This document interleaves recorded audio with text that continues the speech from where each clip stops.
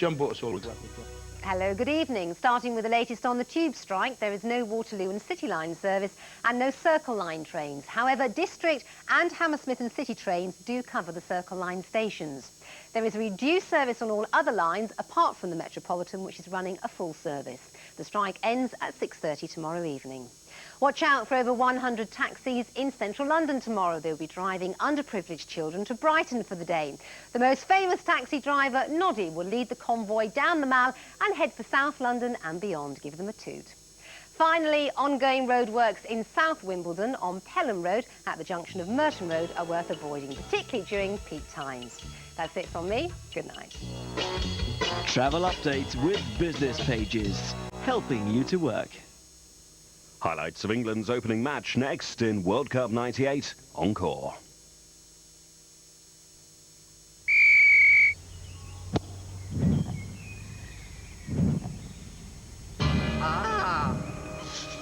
Hunger can put you off. Don't let it. Seize a pot of thick, creamy and delicious Muller rice. And it's Muller Ice 1, Hunger 0. England! You know what they say, if you can sell ice to an Eskimo. Now, Starburst fruit ice is totally different. First, you'll experience its soft fruit shell. Next comes the refreshing fruit sorbet. And now get ready for the real burst. Real pieces of fruit. This is bigger than we thought. New Starburst fruit ice. So fruity you won't believe your ice.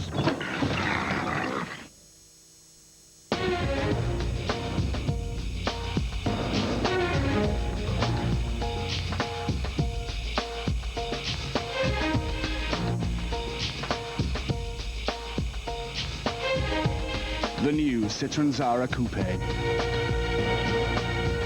It's the only thing to be seen in. So, why wear anything else?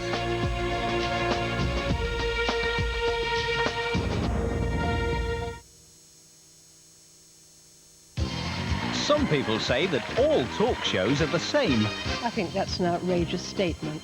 Stand up for yourself. Answer them back. Can't Get your prejudices in the bin Would you and shut let's up and talk let me about finish? children. How can you convince her? You can't because she's an airhead. There's nothing quite like it. Wednesday Night Live at 10:40 on ITV. You're watching Carlton. Now we join Jim Rosenthal for action from England's opening match of World Cup '98.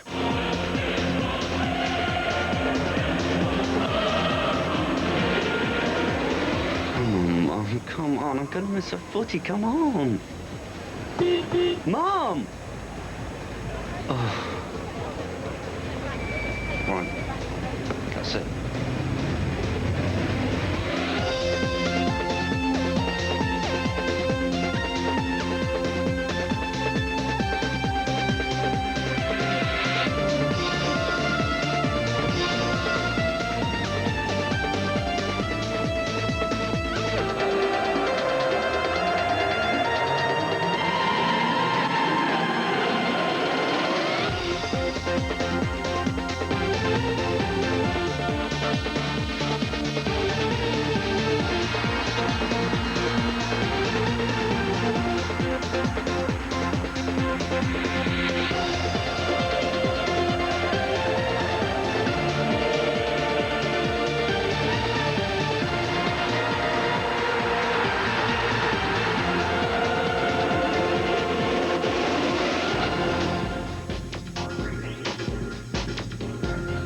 Stations at last for England. An end to all that speculation. The coach has to be aware of all the options. The players know their time has come to deliver. The genuine fans, man and boy, are willing them on. Scotland are in Bordeaux, ready for their huge test tomorrow. Another defeat and they're out. The Scots are expecting a British-style scrap against a Norwegian team battle-hardened in the Premiership. Tonight, Enter the Germans. No question about their World Cup pedigree. We've got the best moments from day 6. And welcome to Paris. It's good to have you with us on Encore at the end of a very important day. On the ITV panel tonight, 3 men with a deep insight and unparalleled experience of English football at the very highest level. John Barnes, 2 World Cups in your World Cup locker, Johnny. Terry Venables, so close to glory at Euro 96. And Bobby Robson, the boss, in Mexico 86 and at Italia 90. Welcome to you all. As you probably know by now, Encore is very much your show as well. We want your opinions. Contact us in the usual way by fax on 00331 5694 0416 or 0417 or via the ITV World Cup website. That's worldcup@itv.co.uk. First we go to Marseille for England, Tunisia. Every one of Glenn Hoddle's players making his debut in the World Cup finals. Darren Anderson gets the nod over David Beckham. Teddy Sheringham starting ahead of Michael Owen. The Tunisians, unbeaten in qualifying, they look to the experienced Salimi for their inspiration. It's a hot one in Marseille, around 23 degrees. That's in the 70s. We join Kevin Keegan and, first of all, Brian Moore. Complaints from England, but he had to get the ball in that situation, didn't he? Goals run. Good performance. And a victory deserved. Very much so. And let's hope the fans enjoy it in the right way. Absolutely right. It's 1 or 2 edgy moments there just before Paul Scholes added the second one. But an altogether satisfying performance by England, with Shearer having put them ahead just before half-time and Scholes rounding it off in superb style near the end. A good start for England, 3 points. England 2, Tunisia 0. Today I felt we had the result and the performance right. Some good team shape, good team play and good individuals. I thought it was an excellent start for us to get into this tournament. As soon as Alan got the goal, I felt it settled the boys down a little bit. But still very nervous. I personally like the first one out of the way. We're satisfied. It's been a long wait for us. I think there's no denying that. And to come here and get an excellent result was fantastic. Very, very good. Very patient for the first 20 or 25 minutes because you could see that they were more than happy going into the game to take a point out of it. But we scored at the right time. Tremendous ball in from Graham Rousseau. And we were able to push on a bit, and once they'd gone 1-0 down, they had to come out and play a bit, and that opened up spaces for us. And we made the most of it, and it perhaps could have been more than 2 in the end. I should have scored at it, really. Gary Neville said that to me, but I was very pleased with the way I played, and I was very happy with the game. It's not about individuals; it's about the team. And everyone expected us to go out there and win today, and maybe we were on a little bit of a hide into nothing. So it's just great to get that result. David, they had quite a few attacks at the end. Was it getting a little bit edgy towards the end of the match? It's going to do when the game's only 1-0 and you've dominated it like we did. When you don't take your chances, it becomes frustrating, and a bit of nerves start coming into it, and panic sets in. And we got the second goal that settled us down, but they had a couple of chances, but only half chances really. Fabulous, all the boys are overjoyed, and it was good. So it was on to the next now. I was nervous before the game, but once you get on the pitch, that's it. All your butterflies going. You've just got to start playing. If we need any confidence or any belief, then we've got it today. It'll be a nice 7 days now. We can relax and start to work towards next Monday's game now, towards the weekend. And those England players are now back at La Baule, the England headquarters, with a bit of ITV technical wizardry. They're watching us tonight. Well done, fellas. Bobby Robson, they seem a very happy group of players there. Seem to be a job well done there. No reason not to be unhappy. I think it was an expected result. I fancied us 2-0, 3-0 possibly before the game. So we've done very well. The team was compact and solid. That's what I liked about the team today. And every department functioned. The defence, the midfield, and the situation up front. And I was happy that young Scholes got the goal at the end, because for him alone, he might think, I've missed 2 chances here today, and it didn't really matter. And it will give him now a bit of self-belief and self-confidence in himself, because I think he'll go on now, and with Shearer, and Sheringham and Owen, we need goal scorers, and coming from midfield, that's very important. Terry, we've spoken here on Encore at length about the importance of getting that winning start. England have done it, and in some style as well. Absolutely. I think the word is professional. Right from the beginning, Alan Shearer said, you know, they was going to take the sting out of the game. They kept the ball. It was a hot day, and they weren't going to rush anything, and they slowly ground them down. And 20 minutes before half-time, it could have been 3 or 4, but it wasn't. It was 1-0, and the job was basically done, but there was still some moments to sort of to deal with, you know. And as Bobby says, that Scholes, you know, it didn't sort of upset him at all. He missed a couple of chances, and he got it. And I think everyone was just thrilled for him. John, I think it's the all-round aspect of the display that especially pleased you. Yeah, it was a wonderful team performance. I mean, Paul Scholes and I thought Sol Campbell were excellent. But everyone played well. Everyone did what they had to do. They knew their jobs. And it was always going to be a difficult match, because if you look at the big boys, the Yugoslavians and Argentinas, they struggled against so-called lesser opposition. So it was a tricky match for England, but from the first minute, the tempo was good. They moved the ball well, and it was a comfortable victory in the end. Very good team performance. Thanks, John. I think, Terry, if we look at the free kick that resulted in that Alan Shearer goal, but before we see it, it's something that you've worked on quite a lot with England teams, haven't you? Well, we all got different free kicks, and I think that the main thing there was people will be saying, well, why do they go over it twice? But normally the ball goes over, the guy goes over the ball, triggers movement in the box, and the ball comes in. They make their move, but it doesn't come in, and they're flat now, the defenders, and there's space. And but in the end, it's the great delivery that counts. And the goalkeeper, he's gone before Alan's actually headed it. And here he is again. You don't see the double set, but you can see they're flat now. They've stopped, the defenders. He's got it, and if he misses it, Teddy's in behind him. There's a bit of safety. But John, that's Alan Shearer. I mean, one chance.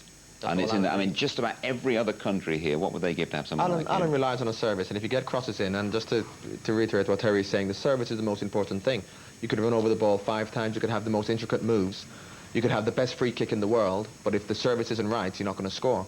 So the service was the main thing on that, and although it was quite clever in terms of people running over the ball and looking good, what made the goal was the actual service that came in. It was an excellent ball by Graham Lasso, and if there's one man in the world to be on the spot, it's Alan Shearer. Bob, you tried to get into Barcelona, didn't you, Alan Shearer? I did, and it wasn't for sale. Except 7 days later he was, and by that time we bought Ronaldo, so it worked out quite well. Not bad. You can see why. Never mind. Yeah, not bad. Yeah, he'll do, won't he? He'll do. You can see why Juventus want him now, anyway. I think there are a couple of guys in the England midfield who it's not always hard to illustrate exactly what they do, but it's Ince and Batty in there, and their contribution to the all-round cause is absolutely vital. Yeah, I mean, apart from being box to box, they did a lot of defending and winning of balls and disrupting their attacks before it got to Adams and Sol Campbell and Southgate. And they're solid and they're reliable. And we talked about it this afternoon, because they sit and hold the position and shuffle across each other, it just gives goals to go with Sheringham and to go with Shearer. And if it breaks down, it doesn't matter. Go with confidence. If you lose the ball, it doesn't matter. We'll sit here and we will wait for it to come back to us again, to win it again, and we'll off we go again. Certain people have been saying this week that they're sitting and they'd like to see one of them go forward. In fact, Ince has released a lot more than what he has done before. But because they're there, Scholes can just do what he wants. And also, the wing-backs can get forward. And as you can see, Teddy's job, people say, well, he comes out deep. He comes out to take defenders out of those holes for Scholes to get in. I mean, the ball's played in here, turns it to his left, he plays it. That's the ball that goes in tight there to Teddy. He's in there and the ball's bent right round the back, and Teddy's been replaced in the centre by Scholes. So Teddy's not the striker. Scholes becomes the striker. And how well he was doing it. I didn't realise that was actually Darren Anderton going in there as well. Yeah. You know, just to go on the point with Batty and Ince, not only does it release Scholes, it also releases the two wing-backs. And there's a train of thought that you could play with one of them plus another attacking midfielder. I think you need both of them in there because it just releases everyone, and it's a safety in terms of releasing the wing backs, Scholes, Sheringham, and Shearer. You can actually attack with 5, knowing that if it breaks down, those 2 will be there for you. Batty always holding his position there, Bobby. And Sol Campbell, a fellow who impressed you, it gave him a bit of licence to go, Well, too. it did, and I was very pleased about this. I mean, Beckenbauer made this position, didn't he, and this sort of move famous. I'm not saying Campbell is Beckenbauer. you know. But what I'm saying is, I wouldn't think you'd say that either. Well, but in this position, just now, what he's doing now is he's creating an extra position and an extra man into midfield. And he's so strong and he's quick and nothing's going to stop him. And look at he's covered now 35 yards, 40 yards. He doesn't panic. Nice little outside of the foot roll pass to Scholes, who might have scored. Now, if Glenn Hoddle can develop that, and it's up to Glenn, to develop that play from the back, create an extra man in the midfield, as long as we have the ball, I mean, I go for that. I like that sort of play. I think Beckenbauer would be quite happy with doing that. I think he would. I think he would have been pleased with that. Yeah, this week he might. Yeah. John, the emails keep flooding in. We've had a couple here. Andrew Weeble from Devon and MP Costello from Bristol, both making the point on the Scholes goal. He's lucky the goal counted. Ince 2 yards offside. Could you please explain why Paul Ince wasn't given offside? Always lob the easy ones your way, John. Well, Here you go. I think that Paul made a surgeon going forward, and he's a little bit... I mean, his second touch was brilliant to get it through there, and he went for a 1-2. And he wants the ball back, and you can see he's a little bit annoyed that he doesn't get it back, so he throws his hands in the air. But, I mean, there's no way you'd give that offside. I don't think he's interfering with play. You could say that he's in line of the goalkeeper's vision, but I think with a shot from 25 yards, I think that, generally speaking, anything from 25 yards, and unless he's right in front of the goalkeeper, as he wasn't, and he wasn't interfering in his vision, I think he's onside. OK, well done. The Beckham versus Anderton row rumbles on back home. Another email from Scott Kenyon from Lancaster. You can feel this one, Terry. Surely David Beckham must get a chance against Romania. Anderton didn't last the match. He obviously isn't fit, and John Sidebottom from Derbyshire making the same point. Beckham plays in every qualifying game and gets dropped. Anderson does nothing all season and plays. Well, I mean, again, Glenn must be very happy with what he's done. I mean, it's about a team function here. He's put him in and he's gone with it, and that's the coach's decision. They've won the game. I mean, what are we looking for? We're looking actually to progress, and I think he actually hinted a little bit after the game that he might make changes on certain games, and next time it might be Beckham. We're talking about top players. You know, when you're talking about 22 players, the best in the country, there's like a cigarette paper's difference between them. I mean, and it goes with your gut reaction, what's good for this game. Now, he's watched Romania and he might feel there may be change. He may not. And if there is, it won't be because of the performance, because alongside France, they're the two most impressive teams I've seen so far, and the whole team played well, so I can't understand what the crisis is in terms of this guy, John Sidebottom, he says bring Terry Venables back as England manager. So he's a relation. Make of that what he's you a will. relation of mine. And good one from Oliver Heaton Preston in Lancashire, who says, thanks to Mrs. Pye, our geography teacher, for letting us watch the England match. Well done, Mrs. Pye, that's good. OK, we have to, though, pull things round a little bit here. We all condemn, of course, the behaviour, well, I won't even call them fans, by England followers in Marseille. I just want from each of you how that affects the England camp itself. Bobby? Well, they shame us. We're ashamed of them. It happened to me in the early 80s, terrible times. It did affect the England team a little bit because we don't like it. And I used to have to say to players, look, put it aside, forget about it. We can't deal with this. This is not our responsibility. Let the people who deal with this deal with it, the authorities. And concentrate on the job that we had to do. And we had to do that, John, didn't we? Yeah. Many, many times. And it does get into you now, and it's very disturbing, and we wanted to disappear completely. Terry? That's what we want to see. I mean, we just don't want it anywhere near us. John, last word on this one. Well, as players, you are aware of what happens. But unlike, as Bobby said, 86 and 90, in 86 and times when it's happened, we've not had the best starts in the World Cup. So in not having good starts and on top of it getting that problem, that will probably affect them. But the overriding factor for me is that they've put on a good performance, got a good result, so I think that they can put that to the back of their minds, although they won't be happy with it, but I think they'll be overjoyed with the performance and that'll take precedent. Gents, thanks for the moment. Well, on the pitch, if England beat Romania next Monday, a place in the second round is guaranteed. England-Romania, it's only on ITV at 7:30 on Monday. This evening, Romania and Colombia met in Lyon. Brief highlights now with Ron Atkinson and Peter Drury. Valderrama and Rincon, and trouble for Santa, and well won by Haji, strike from Ilya! Oh, super save now, Moldovan! Oh, not a great save, and then Ilya! It had to go in, but it didn't. Ilya He's had his shot, he's got squeezy shot in, a good block from the keeper, but you feel that Moulton is just going to flip this over the keeper, but that's a great secondary save. This is Lozano with good purpose. And then Rincon! Oh! Now that did stay hit. Minimum back lift, but genuine power. That's a super ball from Rincon. And this is Valencia. And a spree of three. Valencia's had a go! Stellaire kept Romania ahead. Another excellent save, that, because the thing here is Valencia's hit that very early, and the defender's covering him a little bit. So he's hit that early. You're looking for him to really engage and go past the defender, and that's a good, strong save. So England and Romania both on 3 points. England with that extra goal. Colombia and Tunisia, they're playing catch-up. And after the break, we'll be turning our attention to Scotland, beaten by unlucky bounces on the opening day, now in danger of being bounced out of France 98. Hey, lads, have you had my new car on?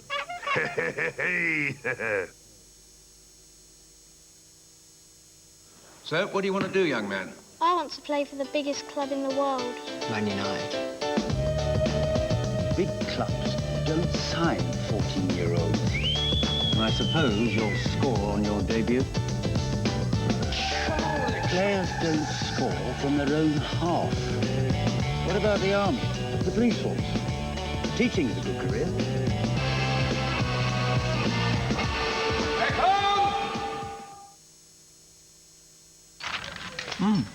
It says here that Standard Life manage over £60 billion worth of assets. How much? I could buy a lot of toys with that. Helen, did you hear that? That's absolutely incredible. Yeah. 60 billion. It's a lot of money, isn't it? Say for Mummy.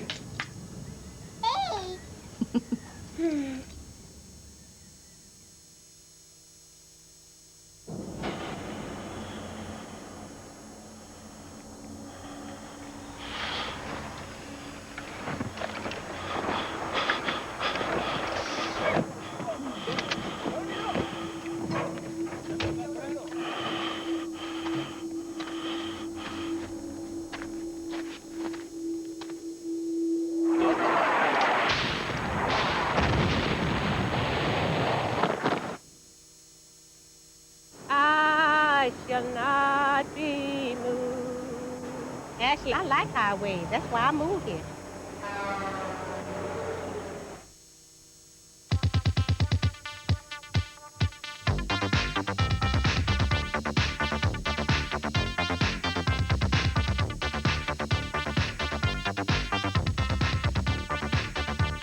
You've done that.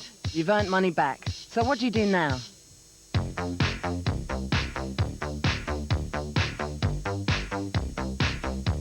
The new blue card from American Express. It pays you to do more.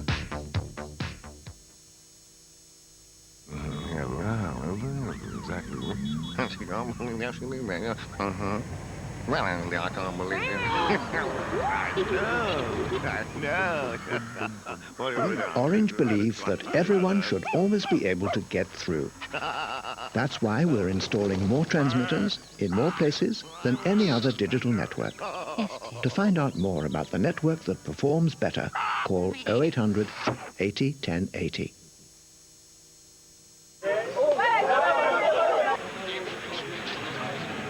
Far post! Far post! Get it!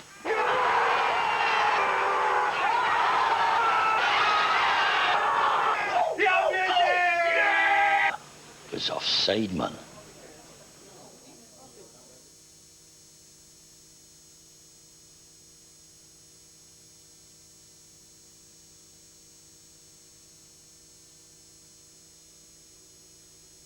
They'll never score. I parked me vector in front of the goal. You're a one. I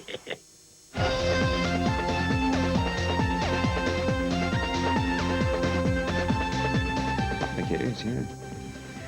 And welcome back to Encore. We're coming to you live from the ITV studio in the heart of Paris. Well, Scotland have never reached the second phase. They've tried 7 times since back in 1954. If they lose to Norway tomorrow, the players can be back home before the postcards. Gabriel Clarke assesses Scotland's very early World Cup final.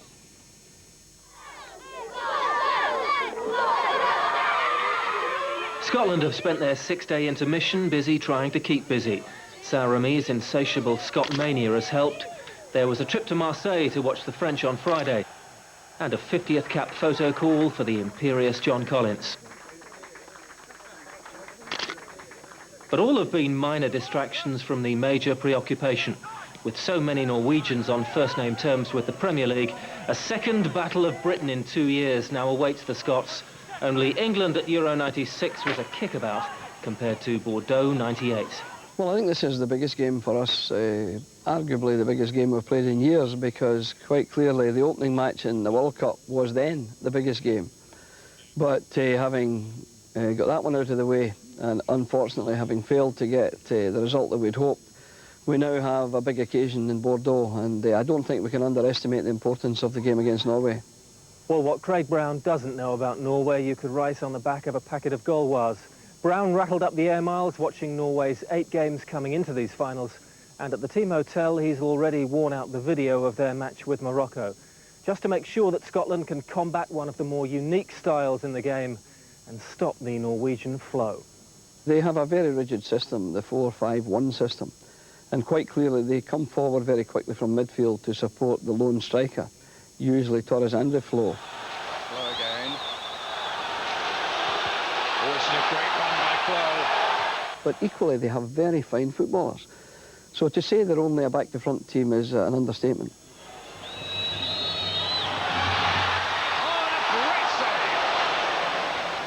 Make no mistake about it, they are definitely one of the form teams in Europe, if not the world. The feeling isn't mutual. Apparently, the Norwegian coach Egil Olsen has been about as subtle as a sledgehammer when discussing Scotland's merits or lack of them. The fact that such condescending bravado has emanated from a camp full of familiar faces, even old friends, has only sharpened Scotland's edge. He's just looking psychological into things now, and he's trying things on with Scotland, and because it's the next game, I mean, we can't take that. I mean, we know we're a better side than what they are, and we've just got to go out there and prove it. We're totally focused on the game. We, as I said, we don't take into consideration anybody's comments, because people can say as much as they want. You've got to go out there and do it and play. It won't be an amby-pamby kind of game anyway. No, we want to play football. We want to try and play, but we play in an aggressive, positive manner.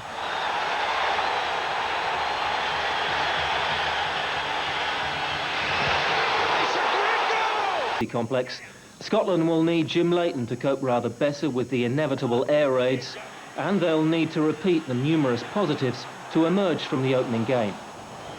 Results finished now, it's over with. We took a lot of credit, but we don't want to take the credit from the performance that we had against Brazil and then fall flat against Norway. And the opinionated Mr. Olsen has been forced to direct his latest outburst inwards. Henning Berg and Eric Micklund were night-clubbing until 5 a.m. on Sunday. Alcohol-free, they claimed. But Norway's self-styled professor was not amused.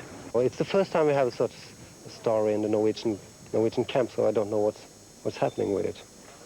But I know some of the other players are angry with the two guys. Henning Berg will still play tomorrow. Craig Brown, meanwhile, is contemplating switching to a more orthodox 4-4-2 formation, as Scotland seek a similar performance level, only with a happy ending. I think Jury and Gallacher are due to score, either or both, and let's hope it's against Norway. Either or both will do. A big double-header here on ITV tomorrow. Scotland-Norway with Bob Wilson in Bordeaux at 3:50. And then the Brazilians also live in the evening. Brazil-Morocco in Nantes from 7:50.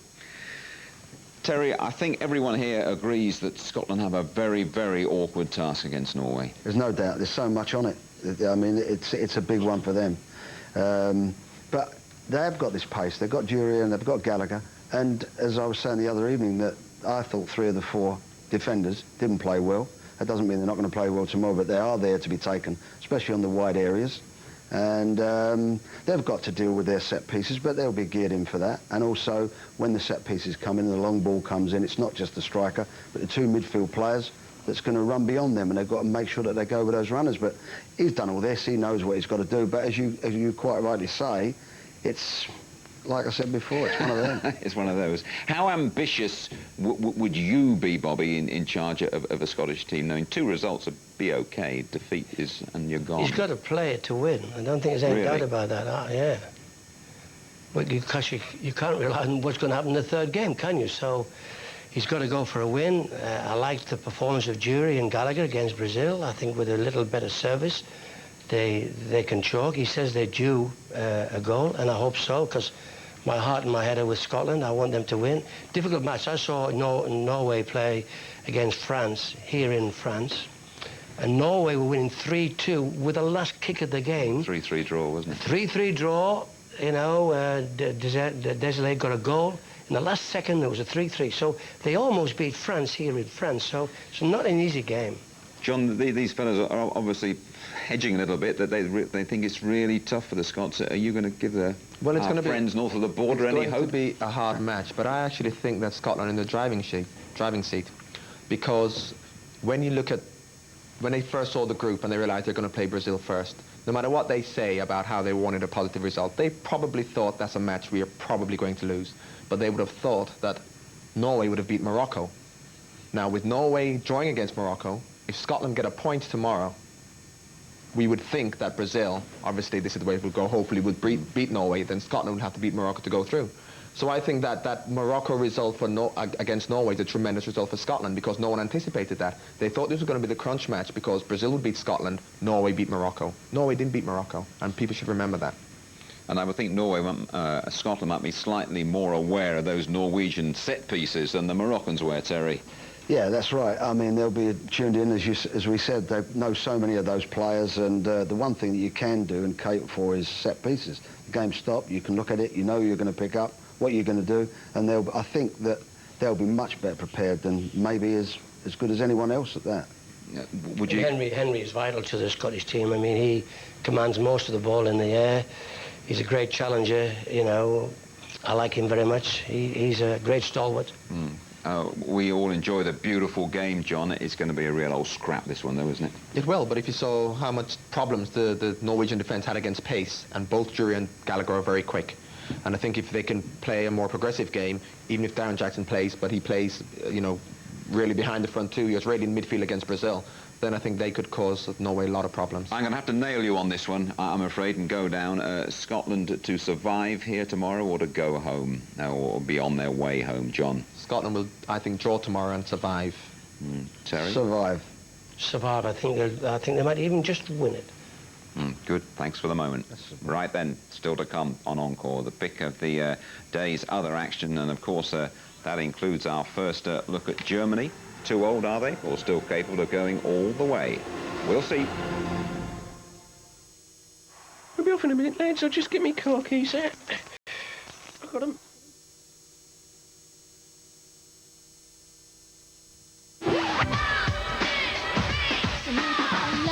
Maybe I cry, maybe I scream, maybe I sigh, maybe I feel the feeling is real. Maybe I curse, Here comes the corner kick. I've got the body.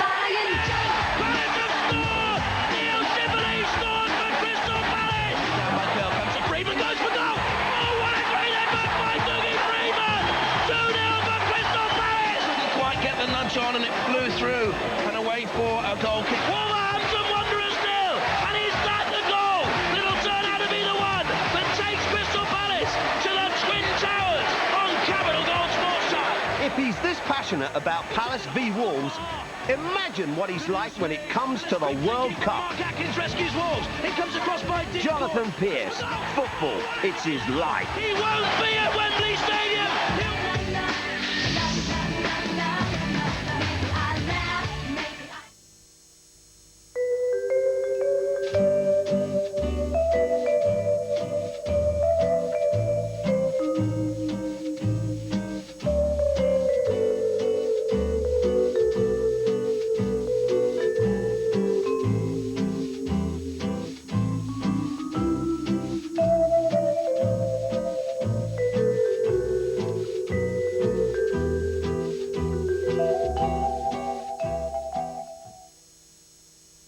sugar-free airwaves from Wrigley's releases wave after wave of menthol and eucalyptus vapours to help clear your nose. Wrigley's Airwaves long-lasting vapour release gum. I'm a footballer, not a movie star. I just want to feel good about the way I look. New L'Oreal Elvive 2-in-1 with Ceramide R. It works hard to give my hair what it needs. L'Oreal has created Ceramide R, which penetrates the hair, rebuilding its strength from within. For stronger, thicker, healthy-looking hair. New L'Oreal Elvive 2-in-1 with Ceramide R. Go on, wash the strength back in.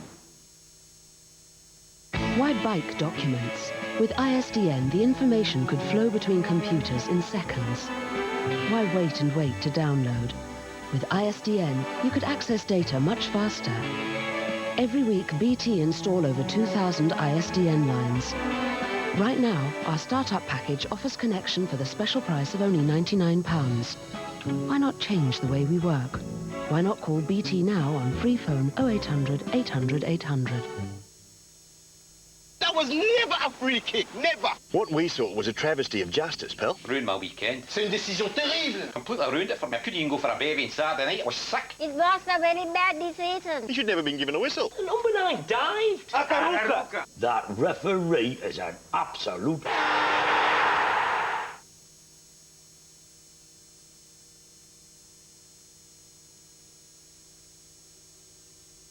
Nobody's going to break into my car, not with this new car alarm.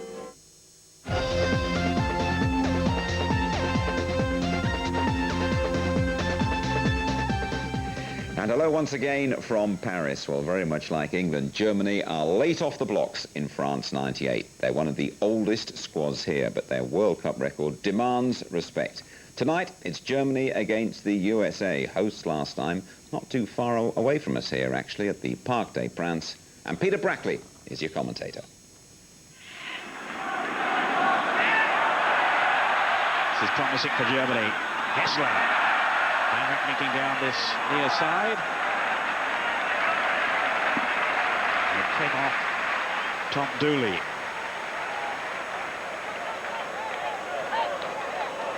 Tom with the corner. So Germany in front. They're off to a flying start. And beyond the man on the post, Mike Burns.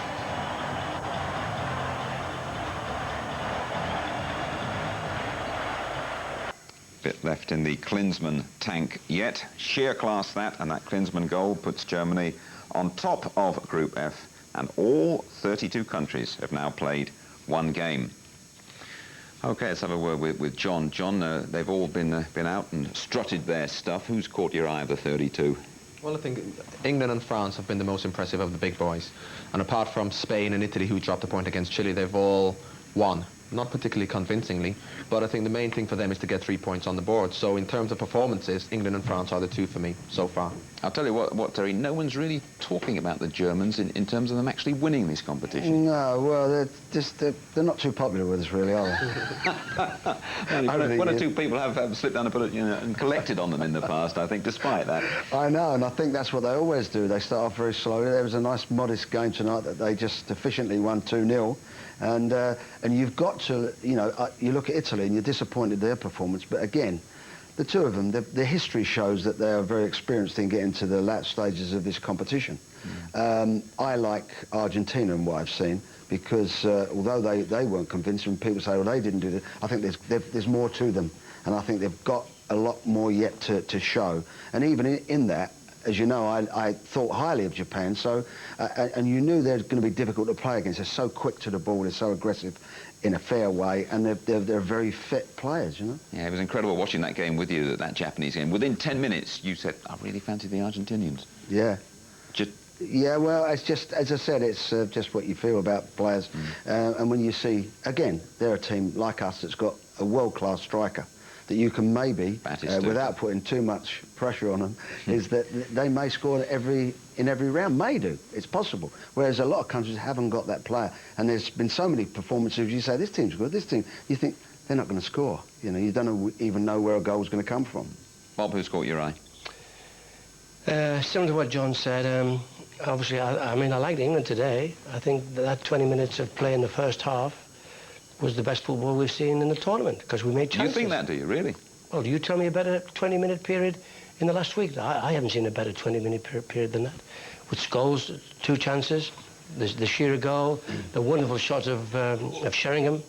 I mean, I was pleased at the end of the day that Glenn chose him, and he really didn't deserve to be taken up. But I mean, he wasn't taken up because he played badly, but he's played very well. I like France. I think Germany is strong. I mean, yes, they haven't played spectacular football, but typical, well-organised, a lot of discipline, always in control. I mean, look at that finish of Klinsmann. He didn't even look at the goal, you know. I mean, he always knew where the goal was. If you see that again, he's kept his eye on the ball all the time and didn't even have to look at the goal to put the ball in the back of the net. That's a great finisher. Terry, football is all about tomorrows. How are England going to build on, how are they going to improve on this performance for the Romania game? What would you do, for example?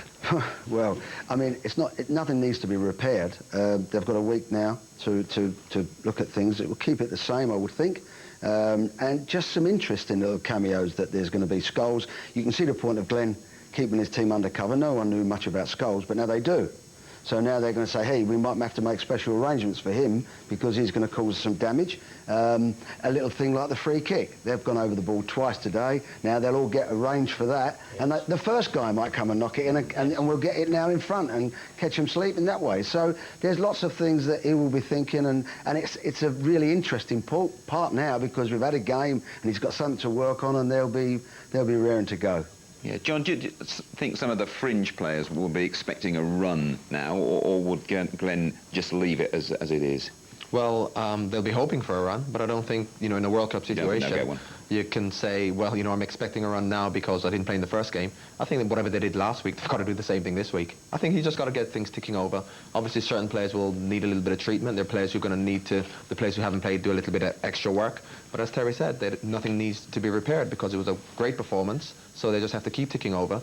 And I think that they're going to be a little bit disappointed they've got to wait another week for a game because they're going to watch a lot of football again and chomping at the bit to get into the second matches. We've had a fax here from the halls, John, Dave and Sandra from Brighton. Terry, concerned about the lack of creative players in the team. I mean, we're nitpicking here because they've won the game, they've won it well, but, you know, what about Merson, what about Beckham, what about McManaman? Well, I go back to the same, what we said earlier about the Beckhams. These are all terrific players you've mentioned, but we've won the game 2-0. I mean, it couldn't have been any better. I mean, how much do we want? We're on our way, and I think all those boys will all be in it together, knowing that they've all got to play their part. And it is harder for the ones that don't play. We don't have to. Well, we.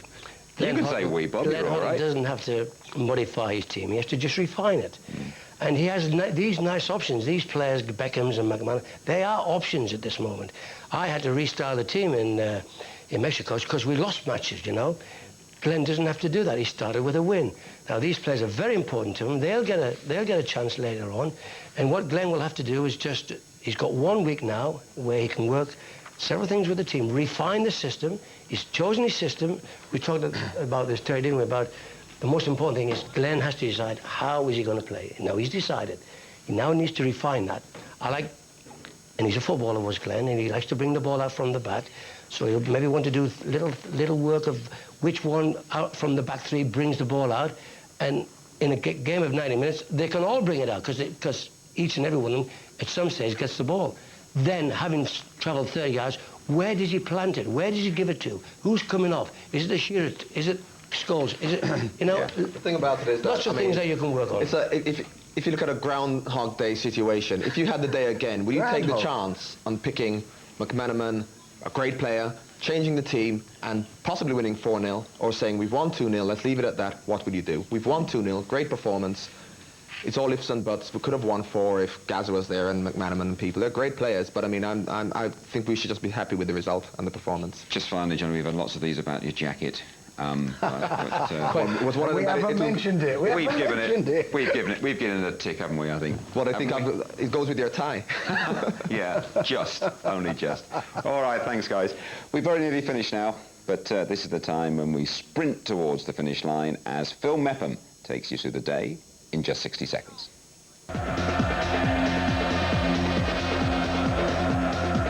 The French authorities have reacted swiftly to the Marseille riots. 2 English supporters have tonight been jailed for 3 months for criminal damage. 5 others have been remanded in custody for a month. Evidence tonight the violence is not a disease exclusive to the English. German fans in Paris for the game with the United States were the latest to cause disturbances at a World Cup venue.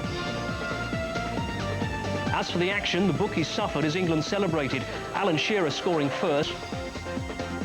Patrick Kluivert has found an unlikely ally after his sending off against Belgium. The defender he struck, Lorenzo Stallins, has admitted his reaction was exaggerated. Kluivert, though, still misses Holland's remaining group matches. And Copacabana Beach has come to the city of Nantes, minus the sea and the sun. The Brazilians may feel at home, but they at last are playing it cagey in the tournament.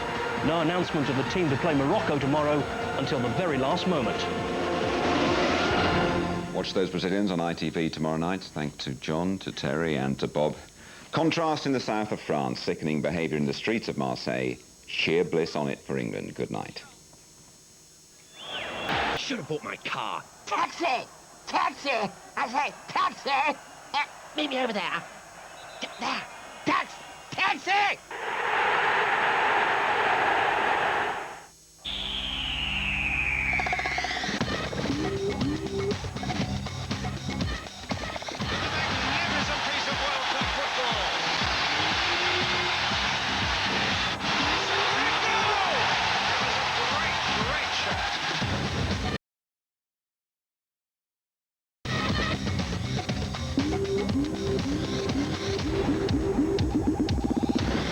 The World Cup live. Scotland against Norway.